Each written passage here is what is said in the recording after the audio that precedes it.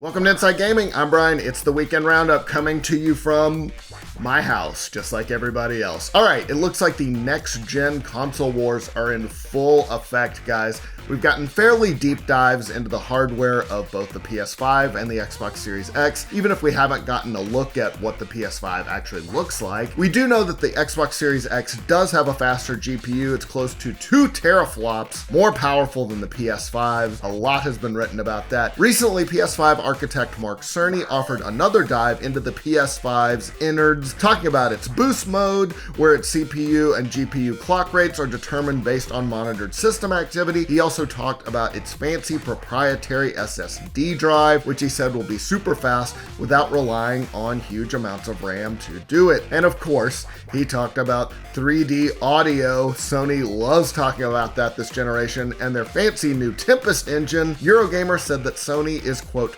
pushing surround sound significantly beyond anything we've seen in the gaming space before. Cerny also said we'll get a teardown of the PS5 at some point in the future. We'll get our first look at its thermal assembly. Very exciting. I love all this stuff. All right, so that's the latest about the PS5. Then Xbox boss Phil Spencer kind of proceeded to dunk all over Sony and its newest console in a subtle way. A little subtle. He gave an interview to IGN where he talked more about the Xbox Series X and things like their decision to remove an optical audio port this time around. As for that port, it sounded like not a lot of people used it, so they decided to save money by removing it, using it elsewhere. The money, I mean. Spencer said, we also kind of do the math of where we have to put a part in every console that X% of people use. Is there a better place for us to spend that money if we can support it in different ways? Then he talked about the PS5 specifically when Cerny did the public reveal a little while back. Spencer said, when we saw the public disclosure, I felt even better about the choices that we made on our platform, and I kind of expected that I would.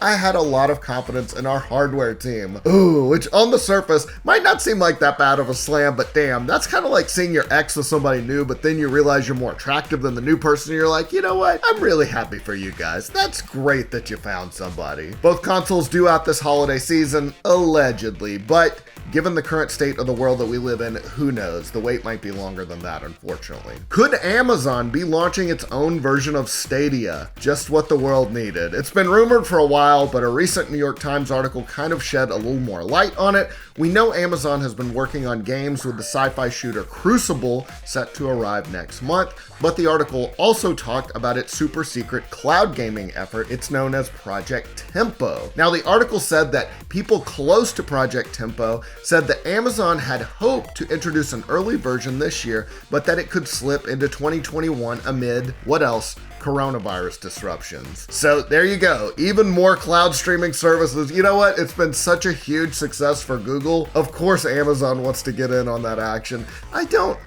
Just make games. I don't need any more services. All right, Minecraft Dungeons has been pushed back. The Dungeon Crawler spinoff was supposed to arrive this month. Now Mojang says we can expect it in May. In a tweet from the game's official account, they said it's coming out May 26th on Switch, PlayStation 4, Windows, Xbox One, and Game Pass. They said the delay was due to, you guessed it, coronavirus issues. Mojang said, we wanted to guarantee the health and safety of our teams and empower them to deliver the best possible experience to you, our players. We hope you'll find it was worth the wait. Absolutely. Be safe. They also said they're going to add cross-platform multiplayer in an upcoming patch. You can team up with up to 3 other players in local and online co-op modes. Kind of weirdly looking forward to this game. All right, cheating has been a major issue in Call of Duty Warzone, the new free-to-play battle royale. People have been complaining a lot about hackers. They've been posting some pretty incriminating footage in the game subreddit of hackers doing very suspicious things like just no-scoping opponents, shooting through walls. Not something that normal players are very good at. Well, now Activision is cracking down. The publisher says it's banned more than 50,000 players permanently since Warzone's launch. They said that in-game reporting is also being revamped so players can more easily report suspicious behavior. They said security teams are monitoring data and they're identifying suspicious stats. Activision wrote, we recognize there's no single solution for combating cheaters. It's a constant enforcement every day, 24/7. Rest assured, we're committing to ensuring a fun and fair experience for everyone. Now, of course, pretty much all multiplayer games go through this, battle royales especially lately. So hopefully they crack down. And finally, sadly, say goodbye to another video game magazine. Pour one out. Eurogamer reports that the official Xbox magazine has shut down and the magazine's last few staffers have been let go. The magazine started up in 2001, so man, along with the release, of course, of the OG Xbox. The publisher Future, which is based in the UK, said the decline in video game retail had impacted sales figures. This is going on throughout the industry. It added, like many organizations right now, we find ourselves being forced into making difficult decisions. RIP, it's too bad it couldn't stick around for the release of the Xbox Series X. It's sad. All right, moving on. Time for a 5-second review.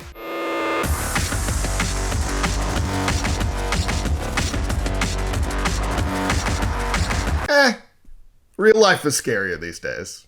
Just saying.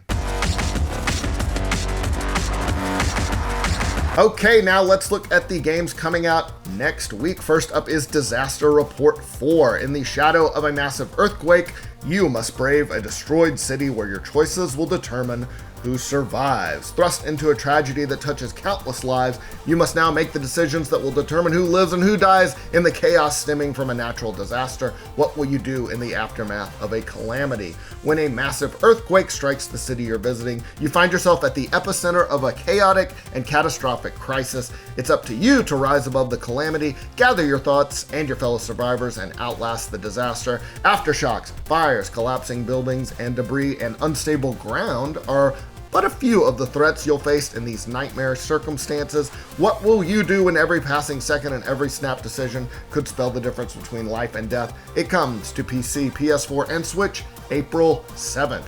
Grim Valor is an award-winning hack-and-slash action platformer with compelling combat mechanics and exploration. Slice your way through the hordes of darkness and face King's Valor guardians as you delve deeper into this Darkvania. Haven't heard that term before. Okay, Darkvania. A malicious power stirs in the forgotten kingdom of Valaris. Tasked with discovering the fate of its lost king, your quest quickly takes a sinister turn, that must be the dark part, and you're cast into the abyss. Ooh, that's very dark. Surrounded and outnumbered, you must grab your sword, steel your temper, and fight your way through a land that does not welcome you. Except for a friendly merchant, he's grateful for your business. It comes to the Switch April 7th. Ubongo is a fast-paced game where you'll need to use your wits to solve a puzzle of various shapes as quickly as possible. Download the ultimate puzzle game and see how quickly you can turn these puzzles around. Discover 4 exotic worlds in the solo campaign. Take on hundreds of gripping levels in the Baobab Savannah, on the Wild Fang River, in the Whispering Jungle, and in the sandy Canyon of Bones. Join a zebra, a crocodile, a gorilla, and a rattlesnake on a journey through their puzzle worlds, challenging you with increasingly tricky puzzles. Train your spatial thinking and speed on countless other levels in free play for endless fun. Compete against up to 3 other players in local multiplayer, or start party mode and collect all kinds of crazy boosts. Hinder your opponents by mixing up their tiles with the tornado, or use the clone booster to copy your moves across all playing spaces. Get a hint from the magic eye, or protect yourself against your opponent's boosters with the shield. The difficulty level can be adjusted separately for each player in case you're playing with your crappy little brother. It comes to the Switch April 8th. In Bridge 3, you have the opportunity to build your bridges and their carrying capacity to the utmost. You can be a civil engineer, kids, just like you always wanted. Let your creativity run wild as a bridge builder and take the challenge to prove yourself as a true master of bridge building. As a structural engineer and designer, you have the responsibility for a perfect static load capacity of a bridge. Want to create your own level? No problem, because you can design the most complicated bridges the world has ever seen. Use the all-new and exciting features that are made available for you. Romp and create your own levels and missions that you share with the community. You can use up to 20 different original components. Wow, 20!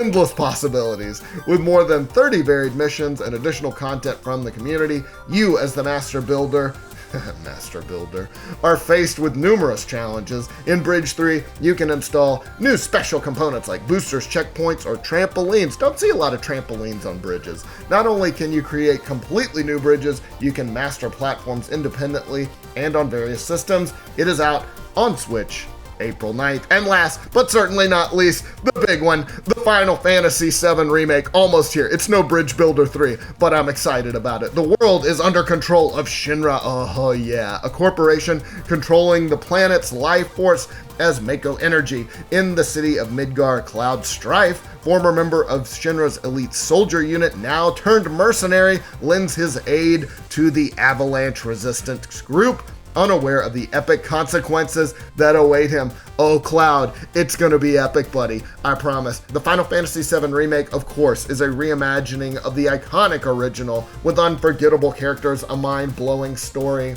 and epic battles. They've changed the combat. I know some purists might not like it, but I'm an old schooler JRPG guy.